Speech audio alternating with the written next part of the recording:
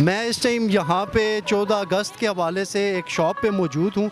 यहाँ पे 14 अगस्त की तैयारियाँ जारी हैं, काफ़ी झंडे हैं, झंडियाँ हैं, बलून्स हैं और हर तरह की वैरायटी इनके पास मौजूद है। तो इनसे इस हवाले से कोई बातचीत करते हैं। जी भाई, ये झंडे बड़े आपने लगाए हुए हैं, ये कौन कौन से साइज़ के हैं? ये भाई सारे साइज़ हैं, 200 का भी है, 300 का भी है झंडा, 5000 का भी है। और इंशाल्लाह बहुत अच्छे लोग आते हैं जो खरीदो फरोख्त बहुत अच्छी करते हैं। और ये 14 दिन हमारा काम बहुत अच्छा होता है। सुबह हम आते हैं 6 बजे, रात को 12-1 बजे तक बहुत रश लगी रहती है हमारे पास। बच्चे आते हैं, बड़े लोग आते हैं, बहुत अच्छा जो है। अच्छा, ये आपका काम तो बहुत अच्छा है, लेकिन यहाँ पे एक चीज़ थोड़ी सी मुझे ये आप बताएं कि ये ज़्यादातर दुकानों पे पाकिस्तान के झंडे के साथ सिर्फ पाकिस्तान तहरीक इंसाफ का झंडा मौजूद है।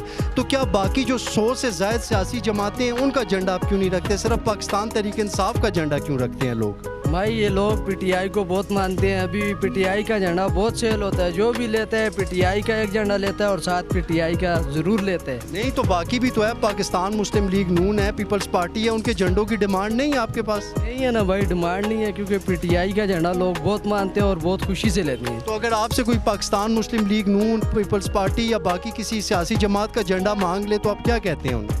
भाई कहते हैं डिमांड ही नहीं आती हमारे पास कोई। ये 100 में से जो है एक आता है नून लीग वाला और 100 पीटीआई वाला आता है। बिल्कुल डिमांड ही नहीं है। जी, ये आपने देख लिया 14 अगस्त के हवाले से यहाँ पे झंडे झंडियाँ इनकी काफ़ी वैरायटी है।